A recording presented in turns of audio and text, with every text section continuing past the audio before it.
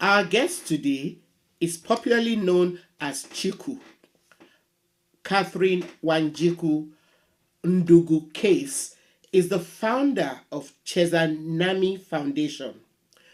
She believes in the transformative power of cultural education and diversity awareness.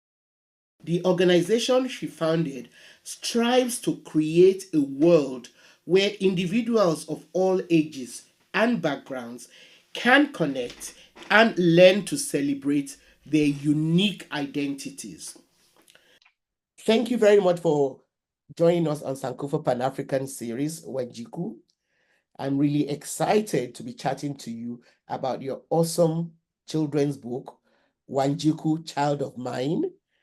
And we'll be starting with you reading an excerpt from it, and then we'll go on to questions that I'm sure other readers of this fascinating books will be dying to have answered by you. So please, can we have an excerpt from Wanjiku, Child of Mine? Thank you, Dr. Bunmi. I'm going to read a part that means a lot to me. Wajiko, your porridge, Shushu says. Today I am lucky. I get the porridge at the bottom of the pot. It's crunchy, smoky, burnt, roasted, crusty and thick, sprinkled with salt. Shosho only gives it to her favorite grandchild of the day. I get the bottom bit of porridge a lot.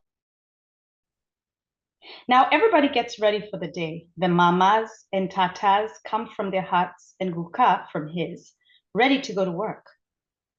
And all my cousins come out in their school uniforms and head down to the path for learning. I'm one of the younger ones, and I head out to the pasture herding the cows with my two cousins. As we walk through the grass, I remember the night before. Tell me again, Shosho, where does my name come from? I said. And she recited for me again the story of Gikoyo and Mombi. Gai took Gikoyo to the top of Mount Kirinyaga and gave him all the land stretching as far as the eyes could see. Gikoyo went down from the top of the mountain and found Mombi already there. They had 9 beautiful daughters. You, my precious Wanjiko, Wajiko Kamoro, Wajiko small, you are one of the daughters of the first man and woman in our world, Shushu said. One of the cows is going astray. I take a stick and I herd it back in place. I, Wanjiko, the daughter of Mombi, Agikoyo, a child of the first man and first woman.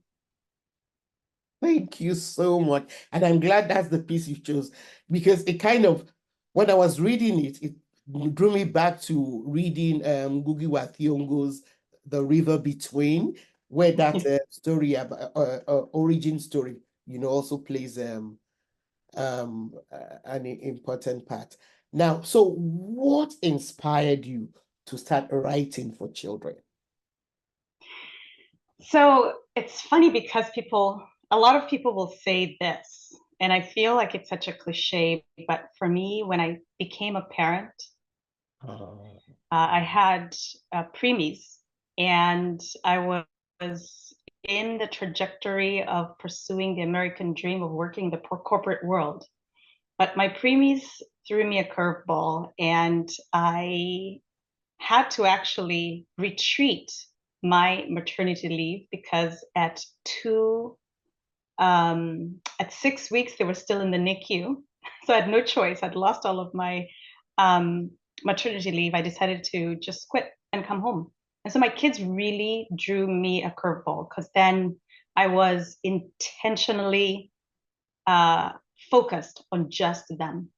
And as they were growing, I felt just this very strong desire to paint the vivid pictures of my own childhood experiences. And I wanted to read them stories so that they can know where I was from, and they can have that feeling of warmth. I talk about the porridge at the bottom of the pot and getting that from my grandmother. I really yearned for them to experience that. And so I thought I would write a story for them, for my own children to read it, because we loved to read. We loved cuddling at bedtime. So through founding the nonprofit that was really the impetus for most of this, called Chezanami Foundation, I realized that the narratives, my own narrative, was missing in stories that my children and I were reading together during that time. And then as I was expanding the partnerships with other artistic partners who are similarly like me, immigrants from Africa, a lot of African artists here, and the diaspora, their narratives were similarly underrepresented. So it became my mission to contribute to that tapestry. And so writing was one of those things that I thought would be a way to close that gap. I was just going to say that it's incredible how, you know, your children led you, and it's not a cliche actually. It is just a truism, because I started writing for children when I actually lived at home in Nigeria, but it was my children who inspired me to write, because it was at a time when they were into all kinds of foreign children's books, and I was determined to get them to start reading African writers, and there were just not enough stuff out there for children, you know. And so I started making up stories for their bedtime. The very first one I made was called Joe and His Dog. And then it grew and grew into, you know, something that I was able to turn into a book, Fabulous 4, you know. So it's not a cliche at all. It's just, it's admirable, you know, because there are so many other things that could have kept you away from doing this awesome work you're doing. Because I do believe that writing culturally relevant stories, you know, for our children, wherever they are, is really, you know, an important part of, you know, balancing out the world, a world where there's very little representation of us out there. So thank you. No, Thank and to be in the same shoes as you, Dr. Bulmi, and all of the many authors who've come before me who are doing this work, you absolutely said it right. The impact that we're going to have for future generations of children, where they can see themselves, the uniqueness of the different stories that can be told. Because, you know, you're from Nigeria, I'm from Kenya. And in between, think about all of the diversity of stories in between that we have yet to capture, right? And it's to be a part of, you know, this community of folks who are looking for ways to contribute to that. It's an honor, and it's just so exciting. It is. So what do you hope Wanjiku Child of Mine, how do you hope it would impact the children who read it? I hope that they can embrace the idea that your own individual story is unique, is beautiful, and is worth telling. Important. Everybody has a voice that is needed in our world.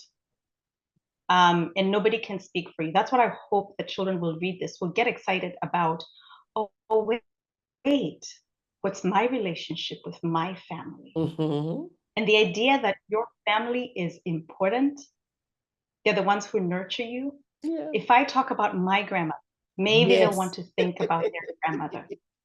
If I talk about my cousin who we're playing with in the book, they will talk about their cousin, so they can put themselves in the story. And to tell you the truth, the Wanjiku Child of Mine is primarily based upon my story, but it's not a unique story.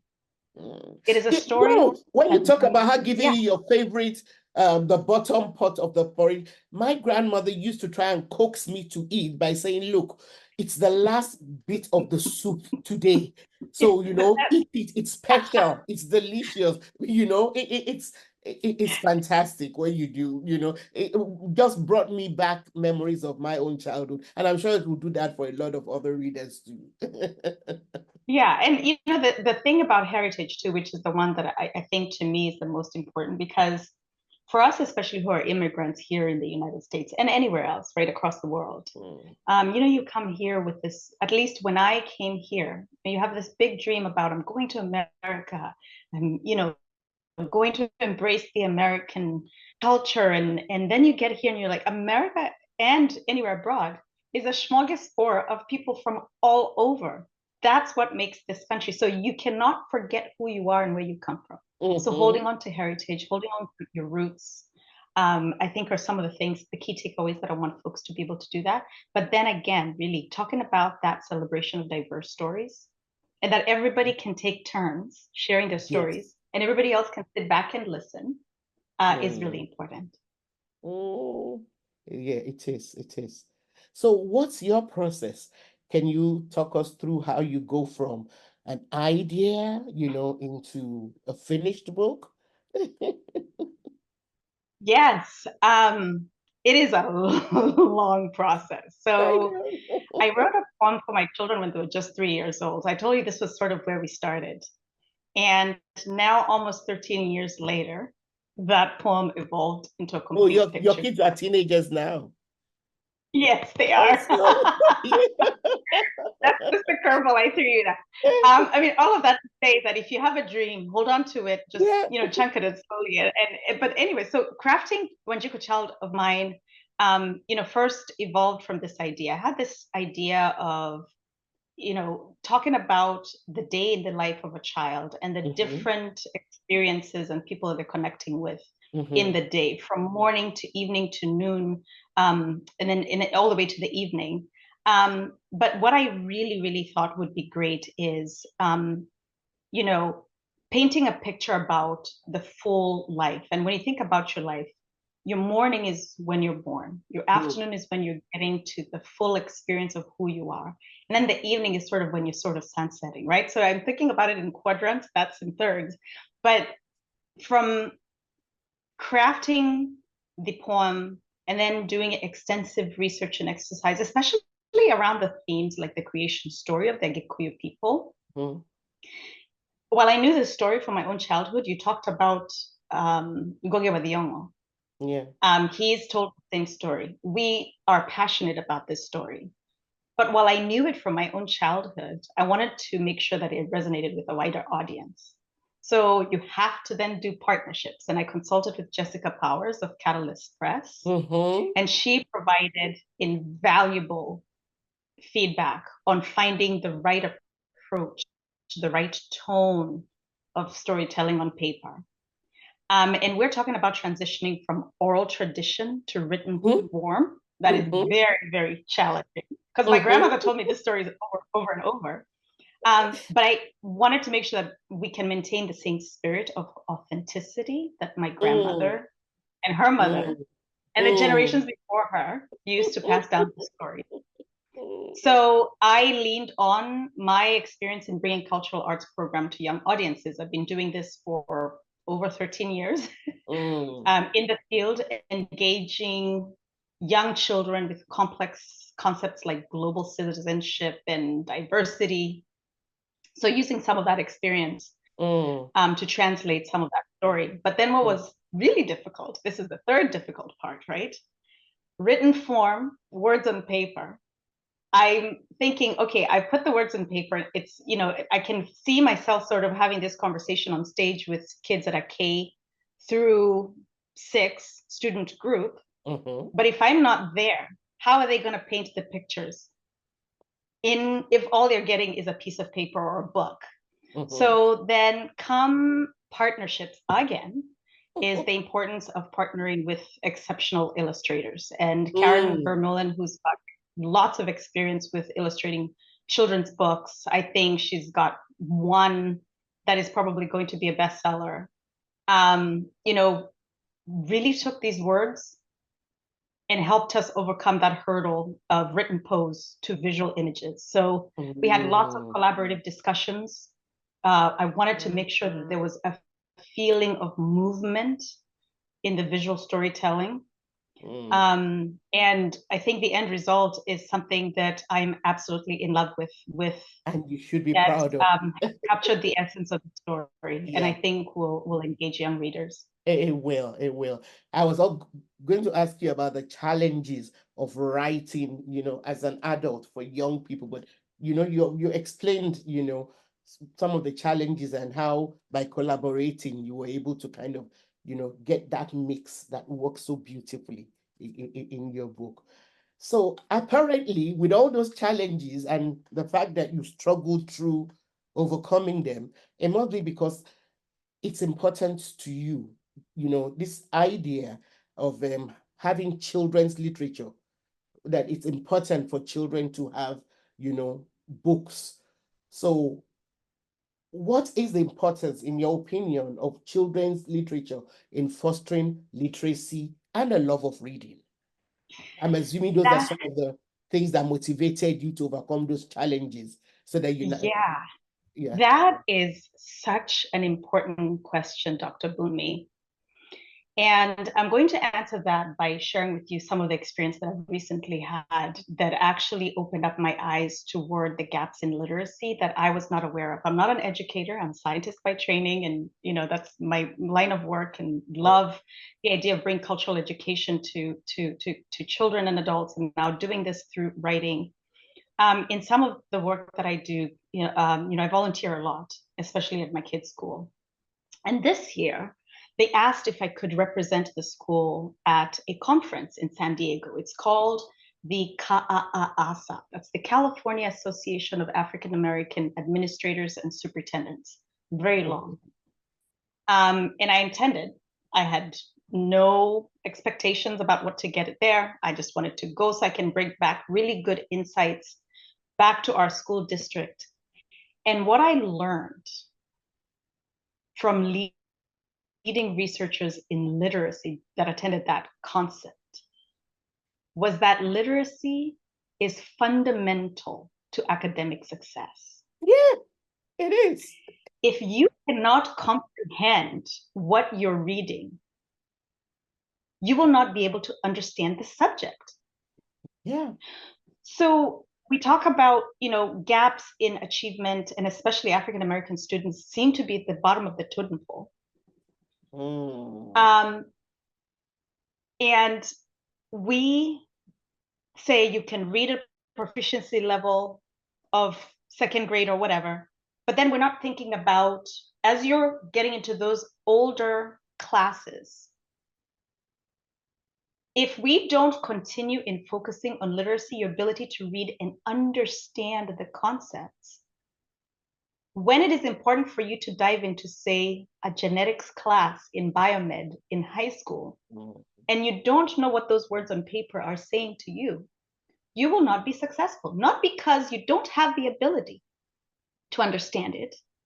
You've not had your mind opened up enough to be able to look at the words on paper and understand. So literacy is fundamental to academic success. And if we as those educators who are one of the things I think could be incredibly beneficial is to ensure that literacy is very much a part of every subject that it's taught. So before I start to read math, I want to make sure that the children I'm teaching understand how to read at the level that I'm teaching them, so that then I can get to the concept. So, and there's this other piece around, reading, right? When we were growing up, right? If you did something wrong, or I grew up in Kenya where academics are very important. If you came in and you failed, you were sent to your room to go and read. So children are associating reading with punishment. Yeah. And so it can hinder the proficiency in understanding concepts, right? Yeah. And so I think please no, go ahead, Dr. Bumi. This is I know we're both passionate you also about mentioned was this making time to read and tell stories to your children, even when they were babies. It actually starts before they step into the classroom, which is what a lot of our kids from, maybe economically disadvantaged backgrounds suffer from. The idea that from those first 36 months of a child's life are the most crucial, in terms of socializing, and then getting to this rhythm, this tradition of reading with them before they're able to read, getting them to feel comfortable, with the feel of the book, of the paper, getting them to associate sounds with the written words. In other words, preparing children for success in school starts with that foundational preparation in storytelling, in literacy. It accounts for how long a child actually, how successful a child will be in school. For those of our colleagues on the continent, it's tied into how the dropout rate, education dropout rate, it's all connected. Yes. No, you're right. I mean, if you foster a love for reading early, it will greatly enable a child to be successful. Yeah. It will position them really well to be able to grasp, those complex concepts later Yes. in their academic journey. Yes. They will be able to navigate complex subjects. And so Wanjiku, child of mine, I talked about the idea of movement in the book that was really important for me. So that when you're reading, I want to encourage that sing song you feel. You've got intonation of voice, allowing for moving the voice up and down so that, you're tantalizing all of the senses. It's not just visual, it's the sound, and they're touching the book, and they're, looking at the different colors. And you bring up a really good point, is as parents, we are the first teachers. Yeah. So we have an opportunity to give them a heads, getting ahead a little bit sooner in those first years of growth that are very critical. Yeah. Mm-hmm. So having said that, I'm curious. So which authors or books have influenced your writing the most? So it's interesting you say this, because for anybody who grew up in Kenya, and I don't know how it is in Nigeria, we have set books. There's a set book list that you have to do through high school. So I'm talking about, I'm not going to age myself. Back in the 90s, I'm not going to tell anybody. You have this book, the set list of books that you have to do that are required literature. And I'm so glad that African authors were included as part of our set list. Because if for anybody who grew up, especially in post-colonial era, there was the holdover from Western sort of literature that was forced down throats. But I'm so glad that we had African authors as part of our set list. Because I learned about Ngugi wa Thiong'o before I left Kenya. And he's one of my absolute favorite writers because of his connection to the roots and his advocacy around heritage. So from that perspective, I really, really, really love his writings. And then other writers, Good Lord Child was something that I read over and over and over again growing up, and then The River Between. Those two books, they were yes. So it inspires you to celebrate diversity in storytelling and telling traditions in children's literature. That's so important. Another one, so you're going to love this story. So Things Fall Apart was a book that we read. So fast forward about 2 months ago, my child and I are talking, and she comes home and she's struggling to tell me, Mom, we're reading this book. It's by an African author. And she could not say Chinua Achebe, right? So we're sitting there and we started to reminisce together about excerpts, and she brought it back. And to me, it tells me that this remains such a profound book, even so many decades later, that I can experience it with my child. But imagining the ability of transcending populations, transcending the world. So it's not a book for Africa, it's a book for the world. That my child here in America is reading that book with her American peers in classroom. That's pretty amazing. It's amazing. Of course, I have to say Chimamanda Ngozi Adichie, because she's now elevated this to a level that is just, everybody's marveling. I think about, African music that's now permeating the rest of the world, where I'm walking through a regular restaurant and I hear, so the same Chimamanda I feel like has done that same thing for us, for African Right. authors in literature. So are these authors who have incredible skill in captivating global audiences with narratives from Africa are very inspiring to me.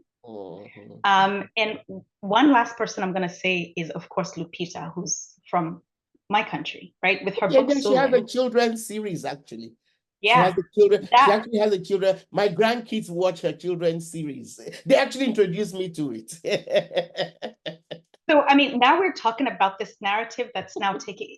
It's just amazing because for me, it was the urgency that was needed. Because remember, this is a project that I started many, many years ago. The inspiration that I needed to urge me to put that story down because I saw myself reflected in her as an author. A lot older, but her as for me, a lot older, not her. So, again, just really marvel at folks who have incredible skill in speaking to wider audiences. And it was really important for me with Wanjiku Child of Mine. And we, I consulted with Jessica of Catalyst Press. And this was around the title of the book. Because I came to her, I was like, wow, I really want this to have the name that is the image that is being presented in the book. Like, but I worry that if I have a name that's so foreign, will foreign audiences want to read it? And she said, no. This is actually the reason why we need that. So felt very strong about actually calling it Wanjiku Child of Mine. And I said, some of those authors have really inspired me to just be confident about that journey. Awesome. So what advice would you give to aspiring children's books writers? Well, I still consider it's not a very easy field to navigate. No, it's not. And I don't consider myself a novice in the world of children's book writing, but I can share some valuable lessons that I've learned along the way. One thing is to dream big. And you have to verbalize your aspirations. If you dream big and internalize it and don't say it, it will disappear in there. But if you verbalize it, if you write it down, if you share it with other people, you almost make yourself accountable for following through. And then it can be daunting, right? When you think about the whole process. So small actionable goals and make process, even when you're feeling overwhelmed, especially when you're researching new topics. For me, I found that, taking it one step at a time and moving forward. I remember when I was writing my dissertation for my master's degree over 13 years ago, it took me a very long time because I had children at the time. Every single day, I wrote something. So I cannot wait to hold the final printed copy of Wanjiku, sharing it with my teenagers. I know it took me a very long time, but I promise you, I will make them cuddle in bed with me. And I will open the book and we will read it before bedtime because it is something I promised them a long time ago and has taken a long time to get there. So it's not how you get there, it is when you get there.